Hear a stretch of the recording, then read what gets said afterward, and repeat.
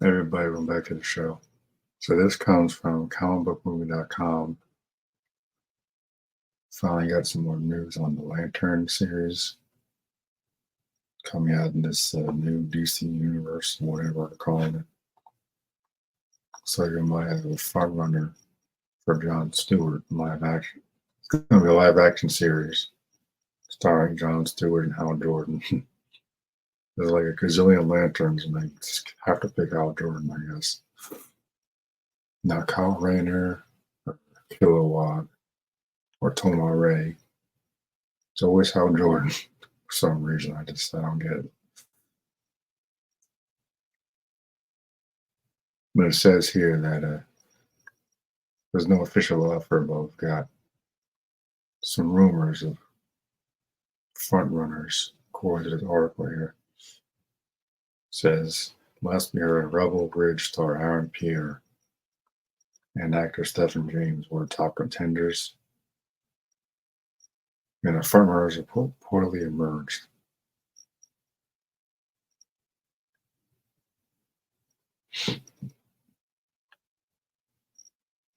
Nothing's been confirmed. This is just a rumor right now.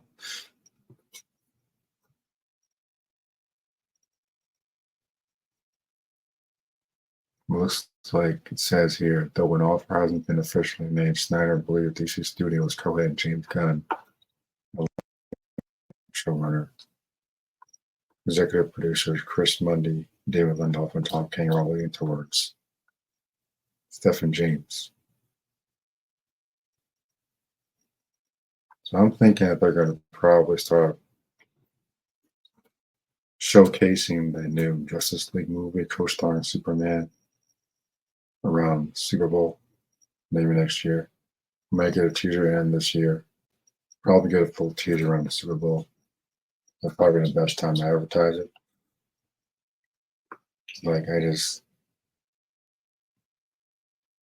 I'm sorry, but I don't trust James Gunn with Superman. I really don't. Everything I've heard about this film, and this is a little off topic, but still in the same wheelhouse. The cast, this feels way too crowded. And as far as lanterns goes, as long as they at some point go into space and do some space missions, it won't be a complete waste. Because the last thing I want is some boring ass Earthbound Green Lantern show when they're supposed to be space cops. That's the coolest thing about the Green Lanterns. They're space cops. Even with that dopey film with Ryan Reynolds back when, they had some space stuff, but like just like the Thor film, they just waste so much time. All this Earth crap. I'm like, Thor should be going to different realms and fighting monsters, not crying over Jane Foster. The same with this. Like there needs to be some kind of space mission going on. And as far as like casting, I think they should go to unknowns. Because it gets too like, you know what the internet is.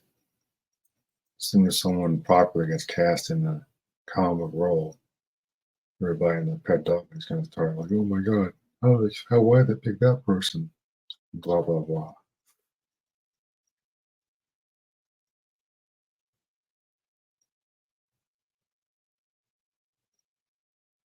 I still think we should get Kyle Rayner some spotlight because like it doesn't have to just be Hal and John. If they do feature Ola in this series, at least have a showcase of some other lanterns.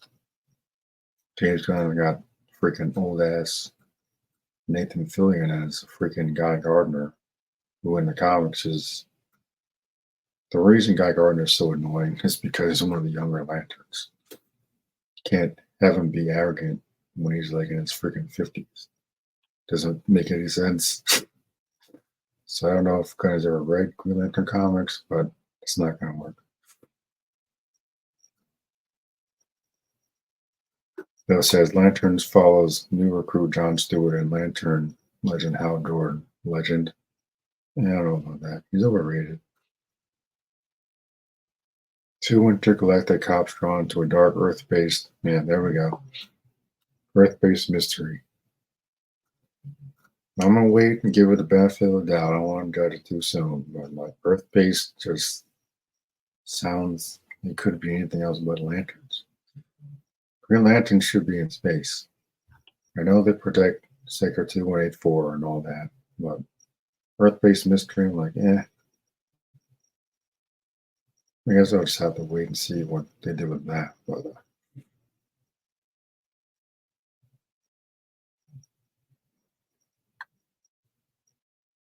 says production on Lanterns is currently set to commence in Q1 of 2025. So it's only going to be out for like another year and a half. Nathan Fillion's Guy Gardner will make his debut in Gunn's Justice League movie, co-starring Superman. He's expected to have a supporting role in the series, of course. See, this is my problem with what James Gunn is doing already. Guy Gardner should be making his only appearance in the Green Lantern show first, and then they put him in Superman or whatever he's doing. But to throw him in the Superman film and Mr. Terrific and Hawkgirl and Metamorpho and all these other idiots in a Superman film before you establish your new Superman, it's ridiculous. You're seeing this play out and it failed.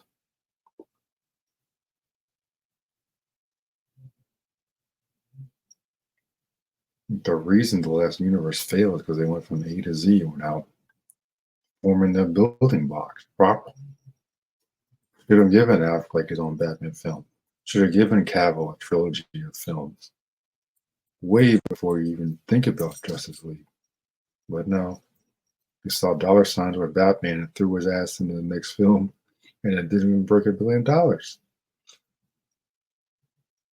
Batman Superman film doesn't break $1 billion. That's a problem. So you can imagine why I'm just like not on board with James Gunn's universe at all. Looking at the massive cast. Oh yeah, and let's not forget he's going to put the creature commanders, wherever the hell they are, and the Authority in this Superman quote unquote film. But it's still a Superman movie, apparently. At this point, it's just a bunch of BS. That's what he's calling it, to sell film, but he's just going to go from A to Z just like he did before. I'll tell you right now. It's not about how do I know it, because I don't, but the evidence is right in front of us. Like, seen this play out already, and it failed. Because I predicted that the Dawn of Justice was going to fail, and it did. Because it was way too early for World's Finest, and they're going to do it again. And do it again. Just a different person in charge this time. It's the only difference.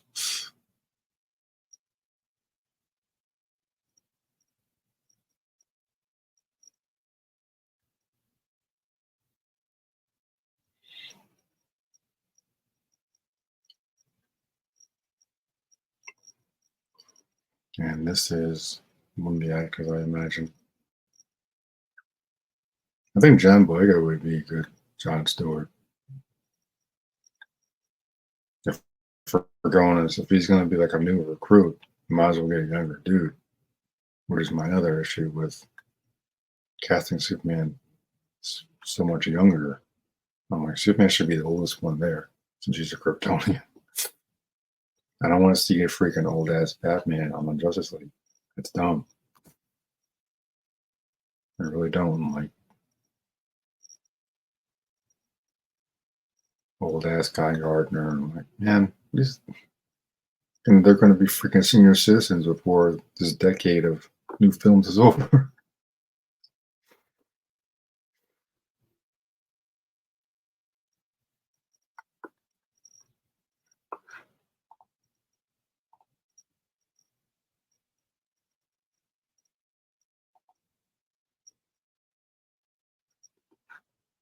So moving on to Marvel side of things.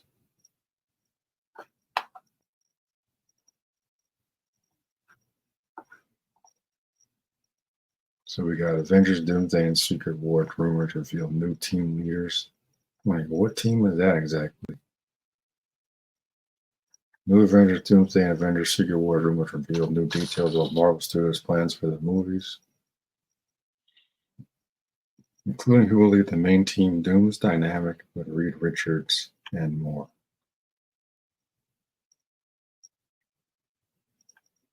Yeah, my only thing with Doom is he needs to keep his mask on. Doom never takes off his mask, but unfortunately, since we got RDJ, which I'm sure he'll do fine as long as he doesn't get a crappy script, at some point that mask is coming off because it's RDJ. If there's anybody else, I'm sure they wouldn't bother, but they're going to come up with some stupid reason why he takes his mask off. And then the appeal of the character will disappear.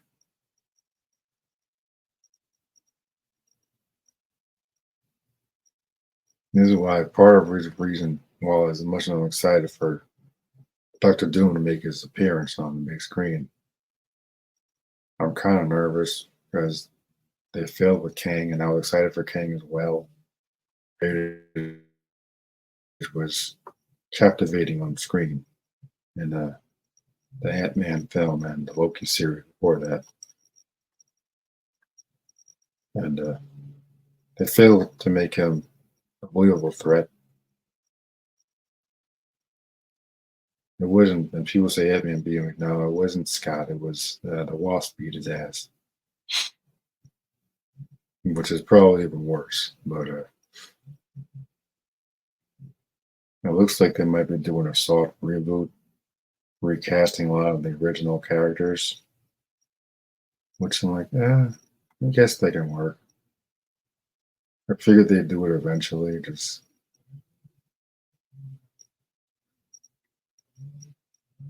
it says Perez added that the multiverse will still exist once this saga ends, and reiterates that we're only getting a soft reboot after Avengers Secret Wars. He also likens Reed Richards and Doctor Doom's dynamic to Tony Stark and Thanos. It's not quite what I would think. Because Doom hates Reed because he always thinks he's better. Like, they're rivals because I don't know how to put this, but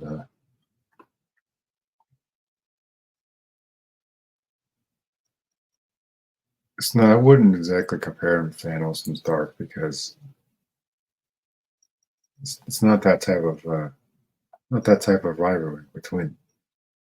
And there definitely ain't no love triangle between Doom, Reed, and Sue. So hopefully they just don't do that ever again because that was terrible.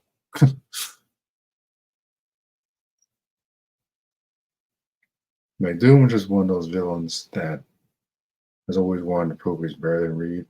So that's where part of their rivalry comes from. Comparing to Stark and Thanos, I don't know if that's really the right angle to go for.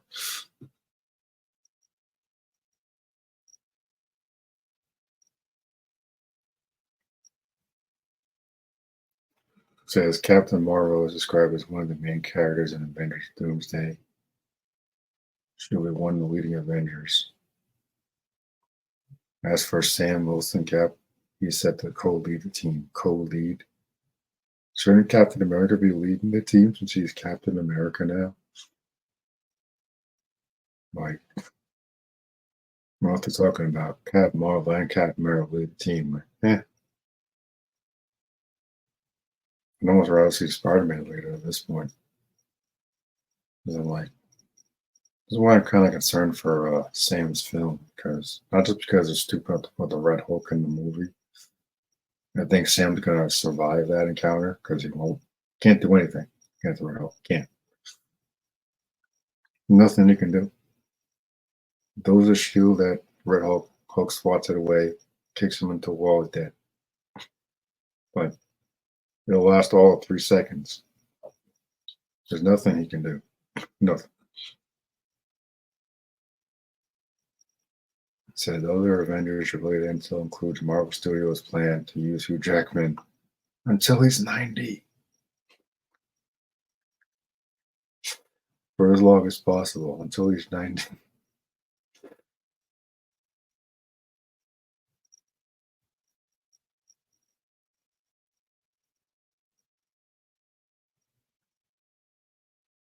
So they're definitely pushing this. Doomsday is set to re-release in May 2026. So it's probably gonna be another two-parter. And Avengers Secret Wars will be 2027. Jesus.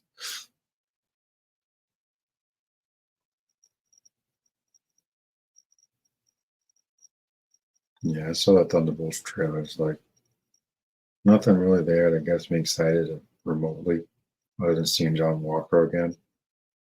Who I'm sure they're gonna ruin character wise. Good as a man. And seem to be doing that a lot these days.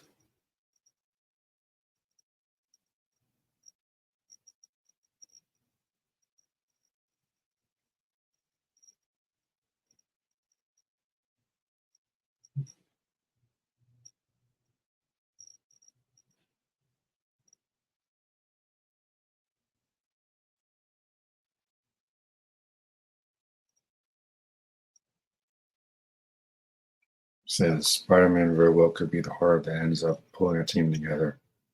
It wouldn't be believable. I don't know about that. I think Spider-Man is more capable than people think. I'd rather see Spider-Man lead the team than freaking Sam Cap, honestly, because they haven't done anything with Sam Cap yet that makes you believe he can lead anybody. I mean, if he survives his own film, that's one thing, but I don't really foresee him. I don't foresee anybody on whatever the new Avengers team is following his lead. I just don't think the character has that gravitas. It doesn't have to be Rogers. He is a legacy character, which is another problem altogether. But I don't foresee him really being believable as a leader. Maybe New World Order or whatever it's called can prove me wrong. Hopefully, they can just do some reshoots and get rid of the Red Hulk altogether. Because that's just it's laughable to think that he's going to last all more than 3 seconds against Ross as the Red Hulk.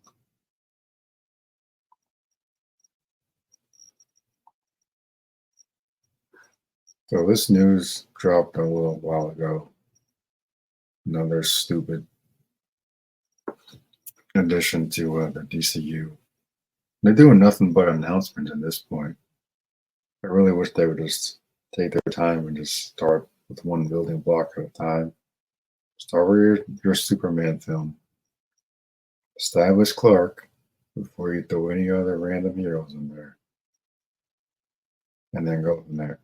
But this Robin, and I think it's animated, so at least there's that. But like, the premise sounds really stupid to me.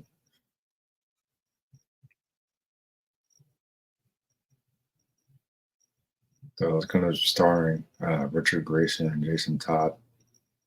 Never understood why people call Maywin this word. I ain't saying it, but like, never understood that. How do you get that from the word Richard? A couple of days ago, the news broke that DC Studios is teaming up with Slaybox Studios for a dynamic duo, an animated movie revolving around Robin. Yeah.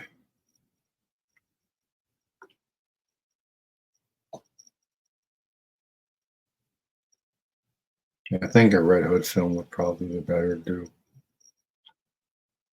to establish the Bat family in the DCU, unless it's a separate project, which is possible.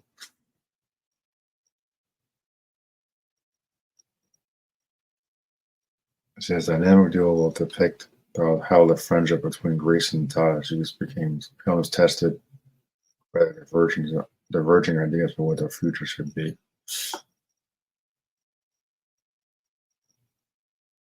I'm assuming Batman will be in this because they can't be Robin at the same time on that. So yeah, they can't possibly be both be Robin at the same time.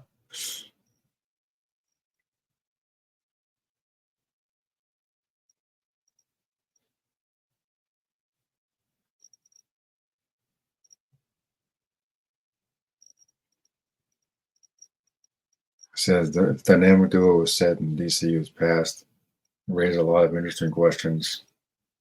The brave and the bold set their love around Batman and the worst Robin, Damian Wayne, says it could be Elseworld's tale.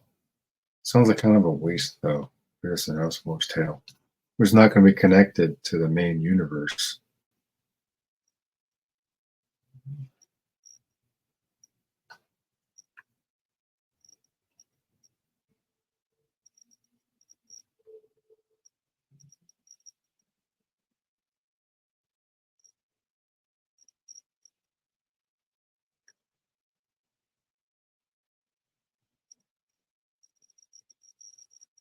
There's no release date for this.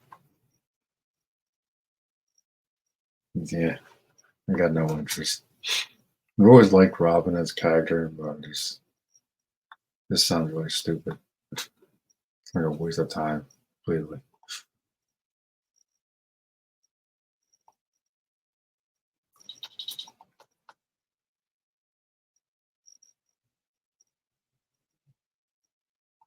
More Star Wars news for those of us that care. Ahsoka Season 2 gets a positive update amid uncertainty about Star Wars franchise future. I'm going through Ahsoka right now in my commentary series. I don't know how much they really leave open for another season, but the way the season ended is just in such a strange place.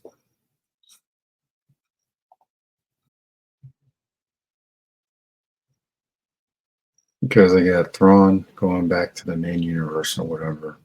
Now apparently there's more than one galaxy in Star Wars apparently, which as a dedicated fan of the EU, I ain't never heard of that. Says with Star Wars fans rapidly losing faith in Lucasfilm president Empress KK vision. She doesn't have no vision for the franchise and her apparent inability to get new movies. No, not apparent. Her inability, not apparent. It's been what, 6 years now? The last one was in 2019, 2024, and the year is almost over. It's almost 6 years since the Star Wars films have been on the silver screen. And all the people are like, oh, she's a great producer, blah, blah, blah. She's also the president, and she's failed to do so much as get remote interest in the franchise since 2019. Like, it's not good, people. Like, you need to stop defending this crazy bro.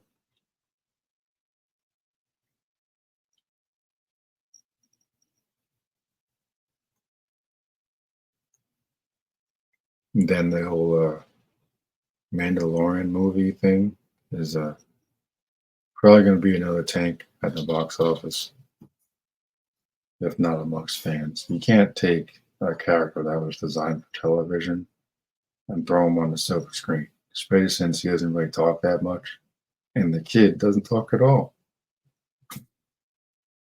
50 years young, and the kid can't even talk. I'm just like, trying to come up with anything else besides this character. I'm like, come on, man. Recast Luke and give me a freaking Jedi Academy series or something. No one cares about little Yoda. Can't even talk. Apparently, the new season for Ahsoka will go into production next year, supposedly. And looks like they pushed for 2026, which is another. So that'll be almost 7 years then, or 8. Now, next year I'll be 7. 26 will be 8 years without Star Wars film. So that's a huge gap between the season that suggests Filoni's Star Wars movie is still several years away. And I'll tell you this about George Lucas's era of Star Wars, which is the only era I'll ever accept outside the EU. George had never had no massive gaps between the films. There was maybe 1 year tops between each of the prequels and the original trilogy. There was like first one was 77, Empire was 1980, Jedi was 83. So 2 years between Empire and Jedi. That's it. And then between that, you had books from the EU, games, comics, animated shows. You got none of that with Disney Wars. No one gives a damn about Ray or Finn or that pilot guy, whatever his name is, Joe or something. No one gives a damn about them.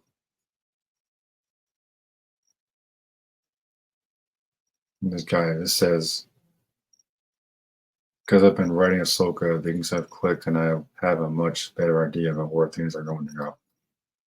So they need to get Luke in front and center of whatever they're doing next season. They need to really consider that because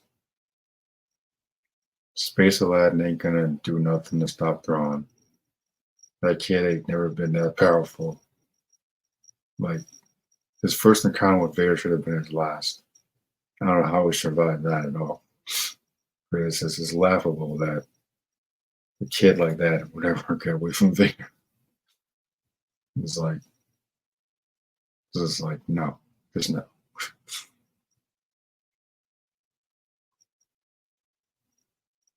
Because now Ahsoka's in some other universe or something,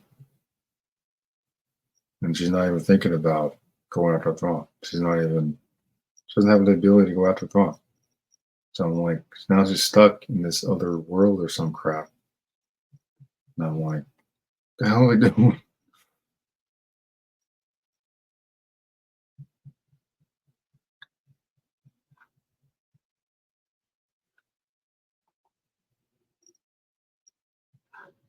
So it's no surprise that Ewan McGregor has expressed a desire to return to the galaxy far, far away as Kenobi for season two. And now apparently he's got the wheels rolling. Apparently Lucasfilm is now exploring ideas for season two of Kenobi. The only thing they can really do at this point is have him watch over the kid. Maybe Luke can get some adventures going. Because he does have some adventures on Tatooine in the comics. As far as Kenobi, he can never encounter Vader in this show. So the most they can do with that is Clone Wars flashbacks or something.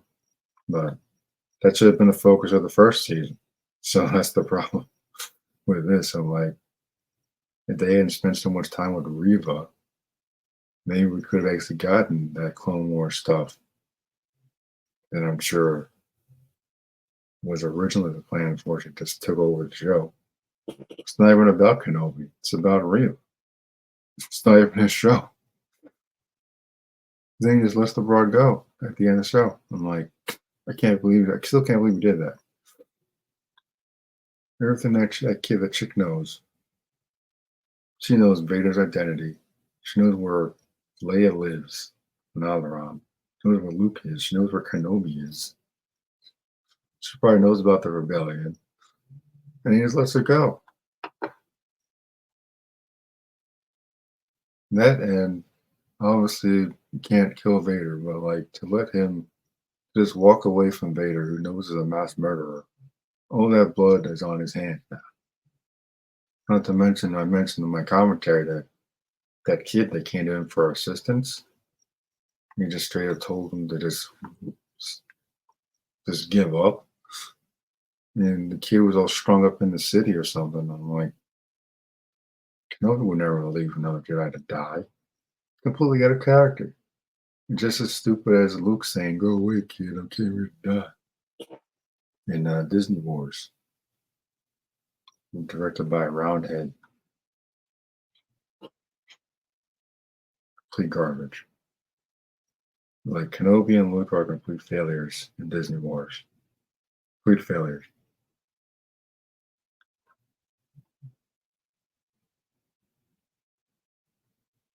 So I wonder if Kenobi should have been a film instead of a show.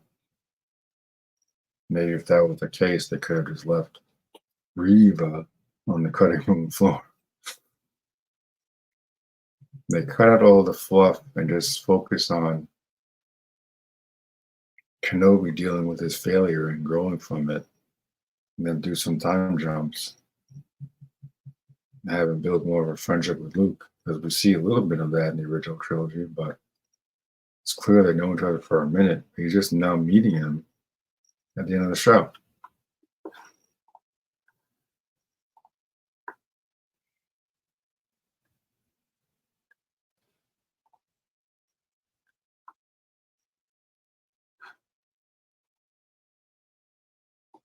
So, like,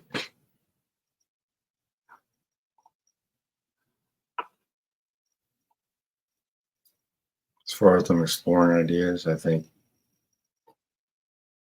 they should put him in another show and just give him more of a background role at this point. Because I'm kind of afraid they're just gonna, if they do another season, they're just gonna have, either gonna bring Reva back or have some other annoying character take it for the center stage and take a spotlight away from him. His little Leia had a lot of screen time too, which I'm kind of shocked by, honestly. The kid was cute, sure, but like, I don't think she should have been in the show as much as she was. It's the same with Reva. When Vader stabbed her, she should have freaking died. I'm like, they made lightsabers completely irrelevant now, and that's to me, it's kind of hilarious. I think Qui-Gon would have a couple things to say if he could. Like nobody gets killed in Star Wars anymore, so don't be surprised if you see Vader running around somewhere. Because apparently, being having his body burned probably don't mean nothing either. Darth Maul can come back from being chopped in half. Well,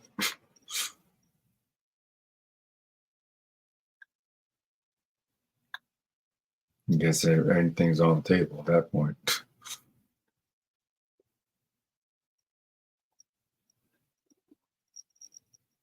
Well, like Kenobi season two, I don't know if it's really a good idea right now. I like to see more, but they need to specifically follow the comics or some version of the books from the EU if they want it to actually work, or make it a film and get Kenobi back on the big screen and get a freaking Star Wars film on the big screen. You want to do a trilogy of Kenobi films? Do a trilogy. What we have McGregor, and just build up to the original trilogy that way. Pretend just act like the Kenobi show was its own thing, and then just do that. Because another seasoning is just I don't think it's going to work. Not with the writers of Disney film under Empress KK. It's just not going to work. Make it a film or don't bother.